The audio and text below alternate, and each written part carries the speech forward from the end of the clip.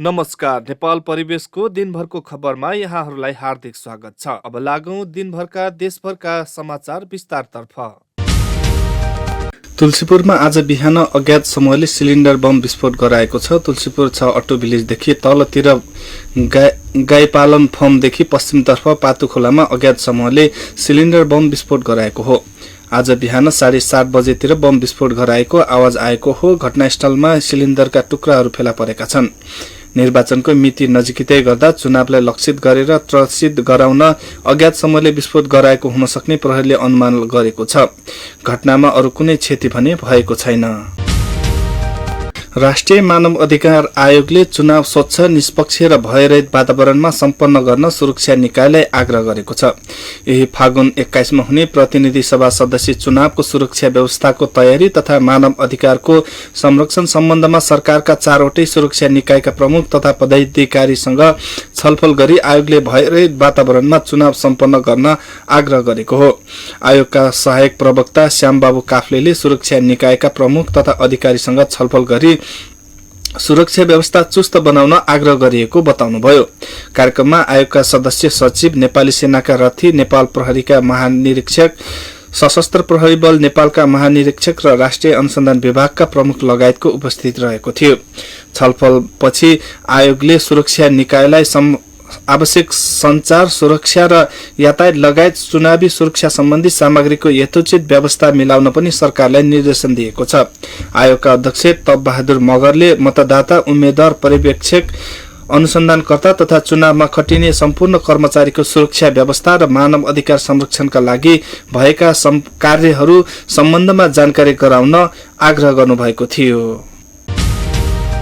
काठमाडौँको चन्द्रगिरी नगरपालिका 2 स्थित नागढुङ्गा चेकपोस्टबाट प्रहरीले 2 केजी 900 ग्राम अवैध चाँदी सहित एक किशोरलाई नियन्त्रणमा लिएको छ।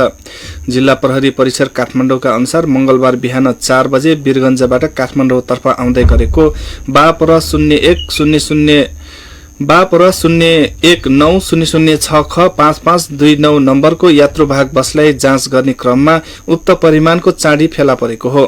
प्रहरी प्रभाग नागढुङ्गा र लागु औषध नियन्त्रण ब्युरोको संयुक्त टोलीले बसमा सवार पर्सा फेटा गाउँपालिका 6 बस्ने 17 वर्षीय आशु श्रावलाई नियन्त्रणमा लिएको हो। निजले बोकेको कालो झोलाभित्र सेतो प्लास्टिकले बेरेर लुकाई छिपाई ल्याएको अवस्थामा 12,14,520 रुपियाँ बराबरको चाँदीका दाना बरामद गरिएको प्रहरीले जनाएको छ।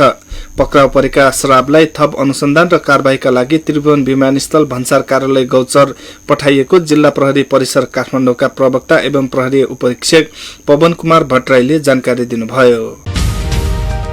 कक्षा 12 को परीक्षा आउँदो वैशाख 14 गतेदेखि शुरू हुने भएको छ।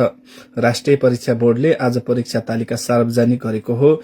वैशाख 14 गते सोमबारदेखि शुरू हुने परीक्षा 27 गते आइतबारसम्म चल्नेछ। परीक्षा बिहान 8 बजेदेखि 11 बजेसम्म सञ्चालन हुने बोर्डले जनाएको छ। त्यसअघि एसईई को परीक्षा आउँदो चैत 19 गतेदेखि सञ्चालन हुनेछ।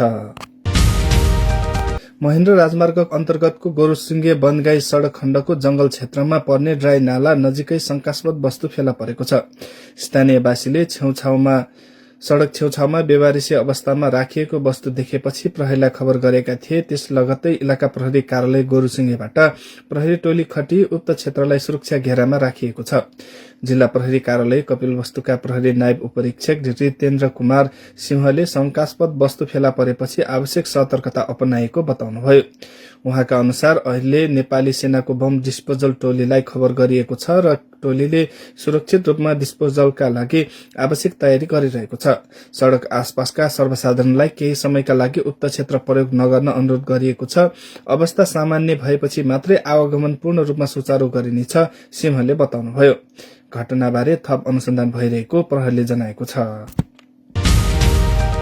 यही फागुन 21 मा हुने प्रतिनिधि सभा सदस्य चुनावलाई निष्पक्ष, धाँधली रहित र सुरक्षित रूपमा सम्पन्न गर्न देशभर निर्वाचन प्रहरी तथा सुरक्षा टोली परिचालन गरिएको छ।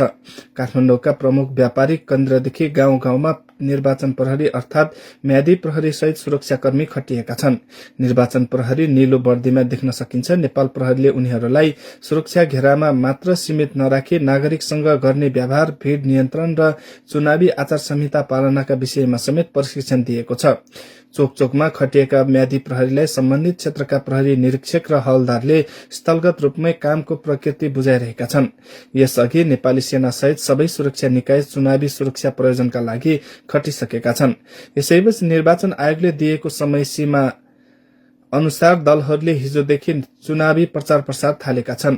आयोगले यही 18 गतेसम्म चुनाव प्रचार प्रसार गर्न समय तोकेको छ। प्रत्यक्षतर्फ कुल 3406 जना उम्मेद्वार प्रतिस्पर्धामा छन्।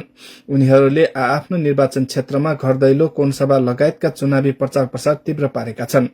आयोगले आचार संहिताको पालना गरी चुनाव प्रचार प्रसार गर्न निर्देशन दिएको छ। कार्यवाहक प्रमुख निर्वाचन आयुक्त रामप्रसाद भण्डारीले आयोगले उम्मेद्वारलाई चुनाव प्रचारका लागि बिहान 7 बजेदेखि बेलुकी 7 बजेसम्मको समय सीमा तोकेको बताउनुभयो।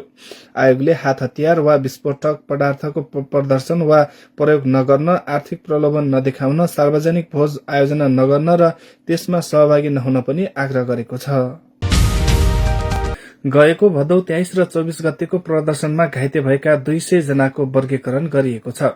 स्वास्थ्य तथा जनसंख्या मन्त्रालयका प्रवक्ता डाक्टर प्रकाश बुढाथोकीका अनुसार अहिलेसम्म 200 जना घाइतेको वर्गीकरण विवरण प्राप्त भएको छ। गएको कार्तिक र मंसिर 183 जना, पुसमा 16 र माघमा 1 जनाको मात्र वर्गीकरण भएको उहाँले जानकारी दिनुभयो। सम्बन्धित जिल्ला प्रशासन कार्यालयले नवयुवा को पछिल्लो प्रदर्शनका क्रममा घाइते भएको विवरण पठाउनु पर्ने थियो। त्यसका लागि पटक पटक सूचना जारी गर्दा पनि थप घाइते सम्पर्कमा नआएका जानकारी गराएका मन्त्रालयका प्रवक्ता डाक्टर बुढाथोकीले बताउनुभयो। उहाँले थप सम्पर्कमा नआएपछि घाइतेको वर्गीकरण र नयाँ घाइतेको विवरण संकलन गर्ने कार्य निश्चित अवधि तोकेर अगाडि बढाइने जानकारी दिनुभयो। प्रदर्शनका क्रममा विवरण भन्दा धेरै जना घाइते भए पनि सामान्य घाइतेलाई केही सुविधा उपलब्ध नहुने भएकाले पनि सम्पर्कमा नआएका हुन सक्ने उहाँले बताउनुभयो। नवयुवाको प्रदर्शनका क्रममा 2579 जना घाइते भएका मन्त्रालयको तथ्याङ्क छ। अब देश बाहिरको समाचार। अमेरिकी राष्ट्रपति डोनाल्ड ट्रम्पले स्विजरल्याण्डको जेनेभामा हुने इरान र अमेरिका बीचको वार्तामा आफू अप्रत्यक्ष रूपमा संलग्न हुने बताउनु भएको छ।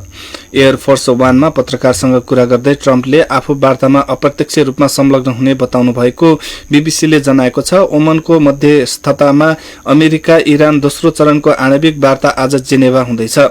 हिजो इरानको विदेश मन्त्रालयले आणविक मुद्दामा अमेरिकी अडान अब यथार्थपरक दिशामा अघि बढ़िरहेको बताएको थियो। ट्रम्पले यी वार्ताहरूलाई धेरै महत्वपूर्ण भन्दै यसपटक इरान सम्झौताप्रति गम्भीर रहेको संकेत गर्नुभएको छ। इरानले सम्झौता नगर्दाको परिणाम भोग्न नचाहने ट्रम्पले उल्लेख गर्नुभएको खबरमा उल्लेख छ। पछिल्ला केही हप्ताहरूमा अमेरिकाले मध्यपूर्व क्षेत्रमा आफ्नो सैन्य उपस्थिति बढाएको छ। बीबीसी भेरिफाईले उपग्रह तस्बिरहरूका आधारमा इरान नजिकै अमेरिकी विमानहरू USS अब्राहम लिंकनको उपस्थिति पुष्टि गरेको छ।